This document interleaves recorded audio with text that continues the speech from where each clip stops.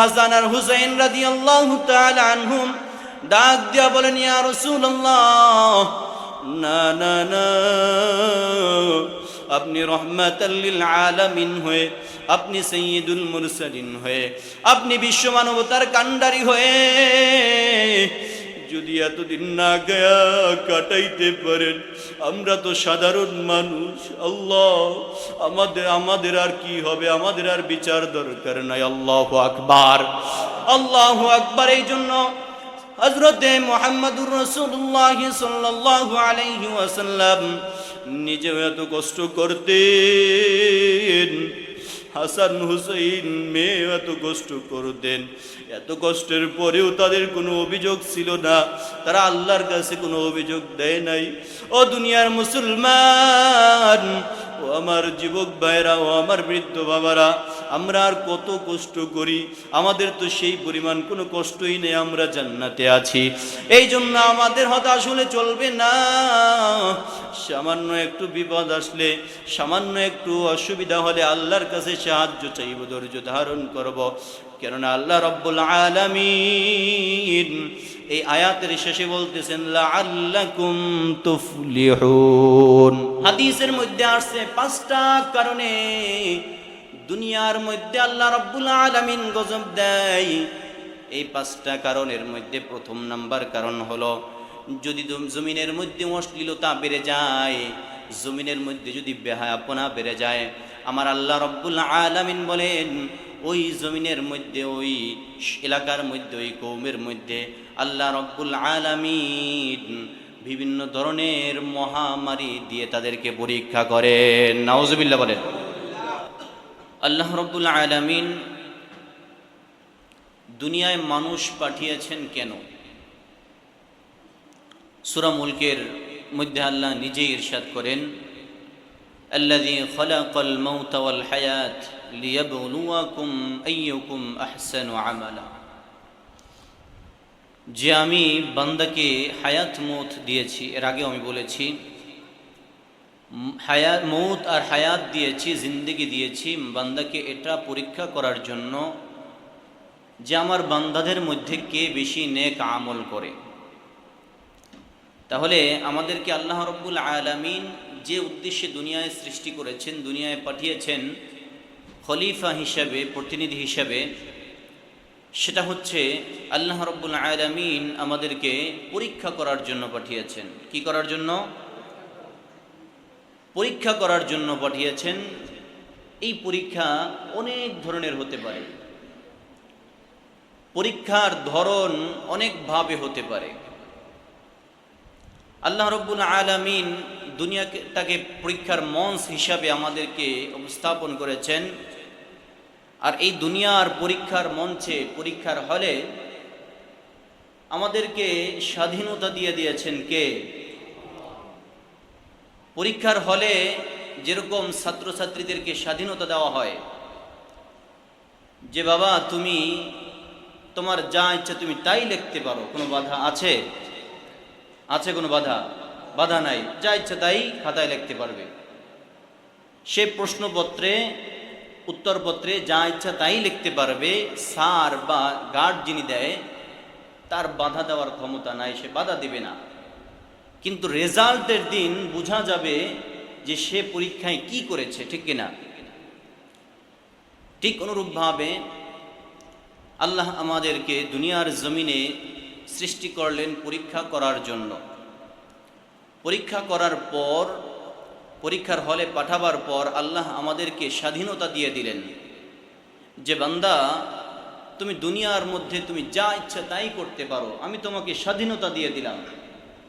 যেহেতু পরীক্ষার হল, কিন্তু দুনিয়ার মধ্যে তুমি যা কিছু করবে এই সব কিছুর ফলাফল বা এই সব কিছুর কৃতিত্ব তোমাকে কিয়ামতের ময়দানে দিয়ে দেওয়া হবে। দুনিয়ার মধ্যে যদি তুমি পরীক্ষার ফলাফল ভালো করো, নেক আমল করো, সৎ কাজ করো, নামাজ পড়ো, রোজা রাখো, মানুষকে সাহায্য সহযোগিতা করো, এই সব আমল করলে, ভালো কাজ করলে তোমার ফলাফল হবে জান্নাত। সুবহানাল্লাহ। আর যদি তুমি দুনিয়ায় আমি আল্লাহর নাফরমানি করো, মানুষের নিজেরা মারামারি, হানাহাটি, কাটাকাটি, নামাজ রোজা ত্যাগ করিয়া, যাকাত ত্যাগ করিয়া দুনিয়ার মধ্যে অশ্লীলতা করো, তাহলে কিয়ামতে তোমাদের ফলাফল দেওয়া হবে জাহান্নাম। নাউজুবিল্লাহ বলেন। তাহলে দুনিয়াটা পরীক্ষার হল, আমরা যা ইচ্ছে তাই করতে পারবো। কিন্তু পরীক্ষার হলে কোনো ছাত্র যদি একটু বেশি উচ্ছৃঙ্খল করে, এরকম অনেক ছাত্র আছে দেখবেন, নকল করতে চায়, একে অপরের সাথে কথা বলে, তখন গার্ড একটু ধমক বা একটু রাগ বা জরিমানা করে কি করে না? ঠিক দুনিয়ার জমিনে, দুনিয়ার মধ্যে আমরা আমাদেরকে আল্লাহ রব্বুল আলামিন স্বাধীনতা দিয়ে দিলেন যে ও বান্দা, তুমি দুনিয়ার মধ্যে যা ইচ্ছা তাই করতে পারো। দুনিয়ার মধ্যে তুমি ভালো করলে ভালোর ফলাফল পেয়ে যাবা, খারাপ করলে খারাপের ফলাফল পেয়ে যাবা। কিন্তু বান্দা, দুনিয়ার জমিনে যদি তুমি বেশি অতিরিক্ত বেড়ে যাও, আমি আল্লাহ এমন গজব আছে দুনিয়ার জমিনেই তোমাদেরকে দিয়ে দিব। বলেন নাউজুবিল্লাহ। আরো জোরে বলেন নাউজুবিল্লাহ। এই জন্য যখন আল্লাহ রব্বুল আলামিন তাকায়া দেখেন দুনিয়ার জমিনের মধ্যে অশ্লীলতা, বেহায়াপনা, গুনার কাজ অধিক পরিমাণে হইতেছে, বেশি উশৃঙ্খল হয়ে যাইতেছে, তখন আমার আল্লাহ রব্বুল আলামিন বলেন, না না, কিয়ামতে তো তাদের জন্য শাস্তি নির্ধারণ করা আছে, কিন্তু দুনিয়ার জমিনেও আমার এই নাফরমান বান্দাদেরকে একটু শিক্ষা দেওয়া দরকার আছে। ঠিক কিনা? এই জন্য আমার আল্লাহ রব্বুল আলামিন বিভিন্ন ধরনের আযাব আর গজব দিয়ে দেন দুনিয়ার জমিনে। হাদিসের মধ্যে আসছে 5টা কারণে দুনিয়ার মধ্যে আল্লাহ রব্বুল আলামিন গজব দেয়। এই 5টা কারণের মধ্যে প্রথম নাম্বার কারণ হলো, যদি জমিনের মধ্যে অশ্লীলতা বেড়ে যায়, জমিনের মধ্যে যদি বেহায়াপনা বেড়ে যায়, আমার আল্লাহ রব্বুল আলামিন বলেন ওই জমিনের মধ্যে, ওই এলাকার মধ্যে, ওই কওমের মধ্যে আল্লাহ রব্বুল আলামিন বিভিন্ন ধরনের মহামারী দিয়ে তাদেরকে পরীক্ষা করেন। নাউজুবিল্লাহ বলেন। মহামারী, আবার হাদিসের মধ্যে আল্লাহর নবী এটাও বললেন, কেমন মহামারী, কেমন রোগ, যেই রোগের কথা, যেই মহামারীর কথা দুনিয়ার মানুষ ইতিপূর্বে কখনো শোনে নাই। ইতিপূর্বে এমন এমন নাম বের হবে, এই নামগুলো ইতিপূর্বে দুনিয়ার মানুষ আর শোনে নাই। করোনা এর আগে আমরা শুনছি, ওমিক্রন শুনছি, এমন রোগ ডায়াবেটিস, মুরব্বীরা যারা বাবারা আছে, আমরা কি ডায়াবেটিস আরো 50 বছর আগে শুনছিলাম? এরকম নতুন নতুন মহামারী দিয়ে আল্লাহ পরীক্ষা করবেন। এরপর আল্লাহ রব্বুল আলামিন এই বান্দাদেরকে দুনিয়ার জমিনে পরীক্ষা করবেন। দুনিয়ার জমিনের মধ্যে তাপ দাহ দিয়ে, বৃষ্টি অনাবৃষ্টি দিয়ে, অনাবৃষ্টির মাধ্যমে দুনিয়ার মানুষদেরকে আল্লাহ পরীক্ষা করবেন বা গজব দিবেন শাস্তির উদ্দেশ্যে। নাউজুবিল্লাহ বলেন। এই যে তাপদাহ, এতদিন পর্যন্ত বৃষ্টি হয় না, আলহামদুলিল্লাহ গতকাল রাত্রে বৃষ্টি হয়েছে, আমরা সবাই জানি না? আমাদের এলাকায় হয়েছে না? সব জায়গায় বৃষ্টি হয়েছে, আলহামদুলিল্লাহ। সকলের স্বস্তির একটা নিঃশ্বাস ছাড়ছে, সকলেই শুকরিয়া আদায় করছে। কিন্তু এই যে এতদিন অনাবৃষ্টি হলো, কেন হলো, কি কারণে হলো, এর নেপথ্যে কি, এই জিনিসটা আমরা কেউই চিন্তা করলাম না। একবারের জন্য চিন্তা করে দেখলাম না, কেন আমার আল্লাহ আমাদেরকে কেন এত কষ্ট দিচ্ছেন। হাদিসের মধ্যে আসছে, দুনিয়ার জমিনের মধ্যে যখন গরম দেওয়া হয়, গরম, এটা সরাসরি জাহান্নামের নিঃশ্বাস। শুধু কি তাই নয়, দুনিয়ার জমিনে আল্লাহ রব্বুল আলামিন কখন গজব দেয়?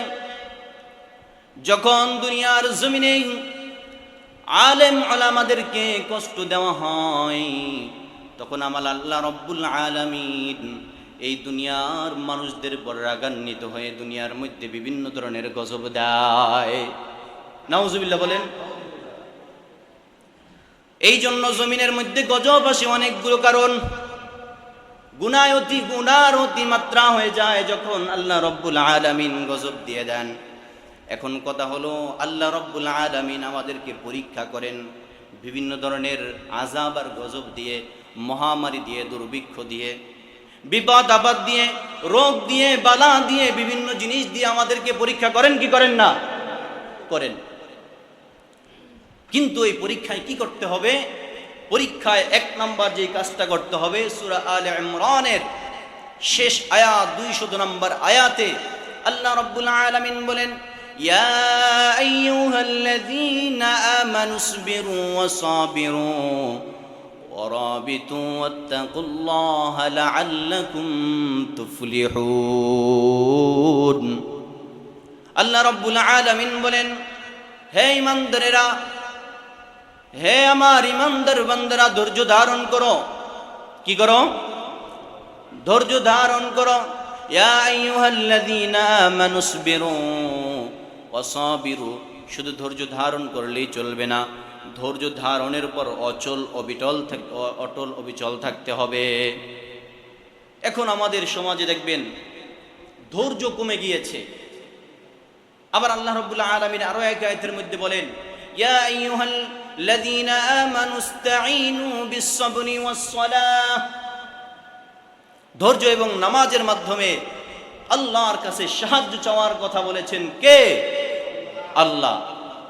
তাহলে বোঝা গেল আল্লাহর কাছে চাইতে হবে যেভাবে, সেটা হচ্ছে ধৈর্য এবং নামাজ, এই দুটার মাধ্যমেই আমাদের আল্লাহর কাছে সাহায্য চাইতে হবে, তাহলেই আল্লাহ আমাদেরকে সাহায্য করবেন। এখন আমাদের উপর বিপদ আপদ বালা মুসিবত, এখন আমরা কি করব? হাই হুতাশ করব যে আল্লাহর কি হাই হলে কোনো কাম নাই, খালি আমার উপরই বিপদ দেয়, এরকম আছে না নাই? এরকম অনেক মানুষ আছে দেখবেন, ধরেন বিপদ একটার পর একটা আসতেছে, রোগ একটার পর একটা লেগেই আছে, কিন্তু কখনো ধৈর্য ধারণ করে আল্লাহর কাছে সাহায্য চায় নাই, নামাজের মাধ্যমে আল্লাহর কাছে সাহায্য চায় নাই, খালি হায় হুতাশ যে আল্লাহ কি আমারই সহে দেয়, আর কেউ দেয় না, এরকম আছে না নাই? না, এটা করা যাবে না। এটা করলে আল্লাহ রব্বুল আলামিন আরো বেশি রাগান্বিত হন, আল্লাহ রব্বুল আলামিন বেশি পরিমাণ রাগান্বিত হয়ে যান। এই জন্য এটা করা যাবে না। ধৈর্য ধারণ করতে হবে, নামাজ পড়তে হবে, নামাজের মাধ্যমে সাহায্য চাইতে হবে কার কাছে? এই জন্য আল্লাহর কাছে সাহায্য চাওয়া।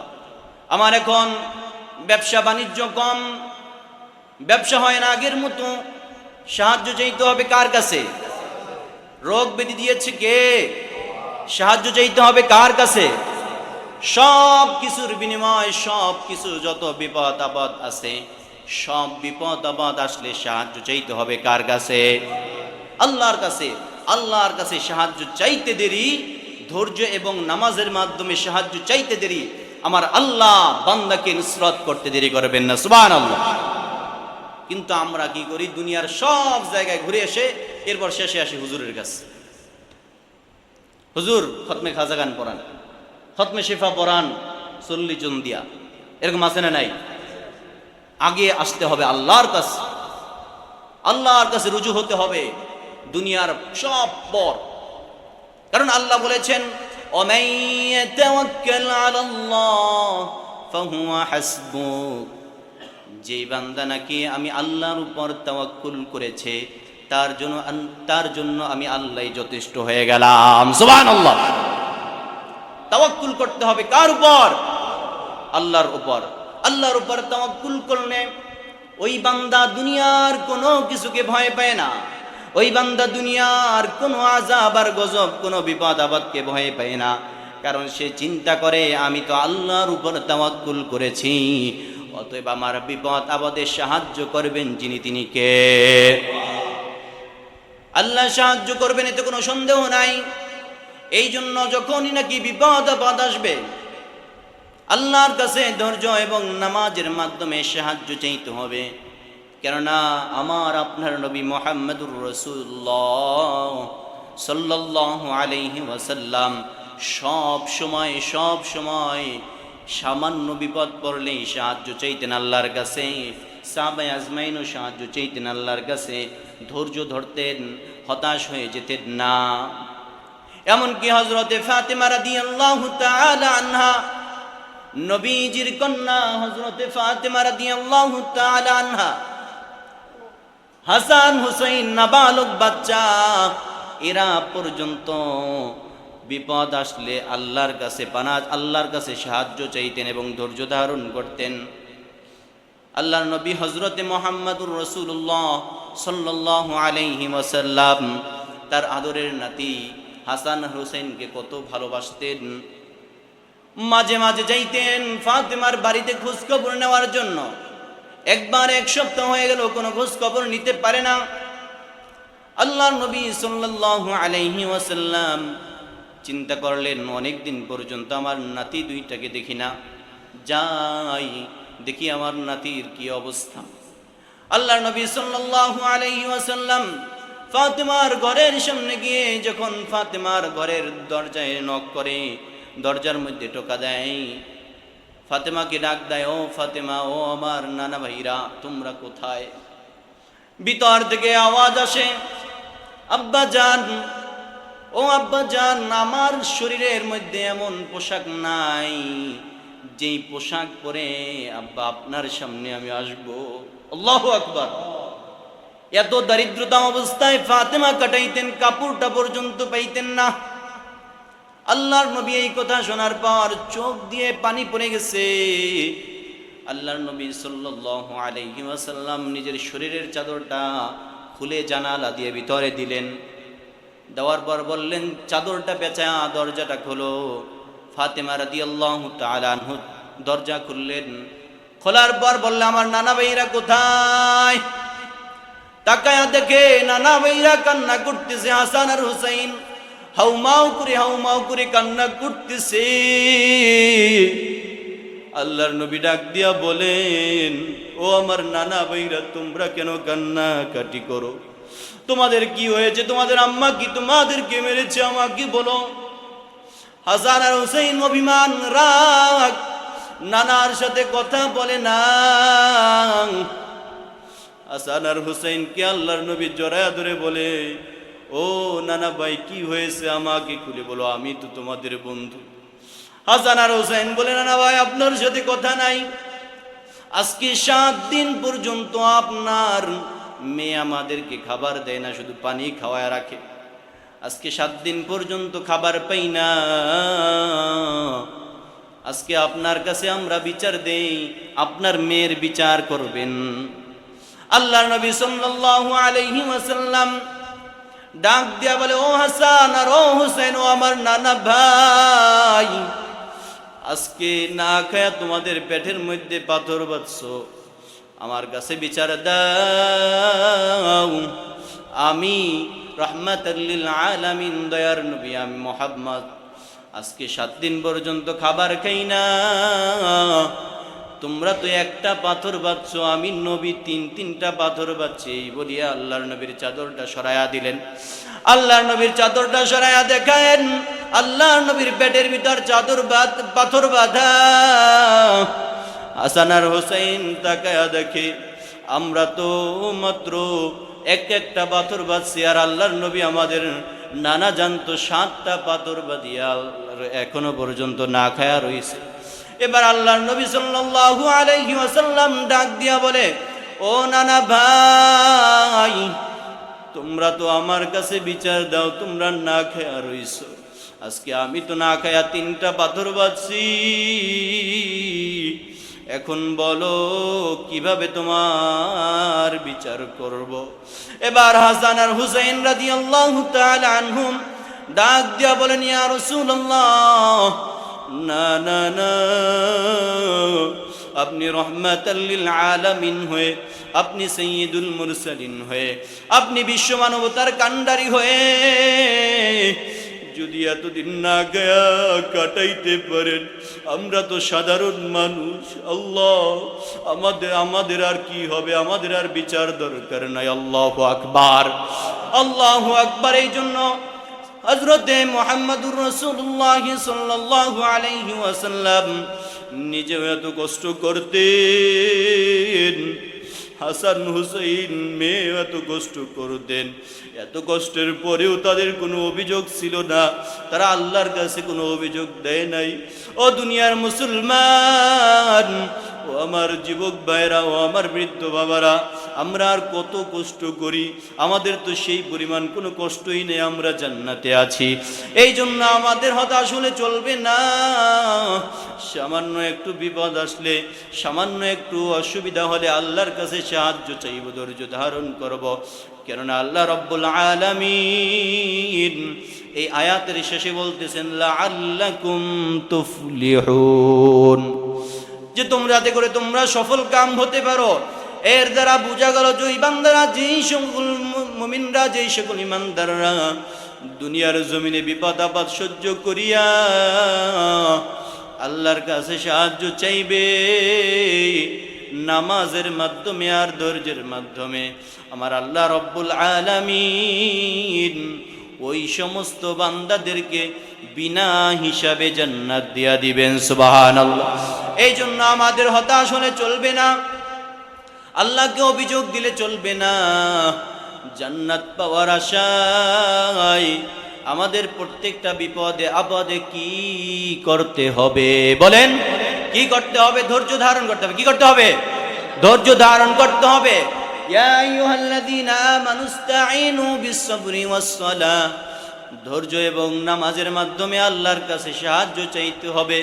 এরপর আল্লাহ রব্বুল আলামিন বলতেছেন শুধু ধৈর্য ধারণ করলেই চলবে না, অরাবিতু ওয়াত্তাকুল্লাহ লাআল্লাকুম তুফলিহুন। অরাবিতু, অচল অটল অবিচল থাকতে হবে।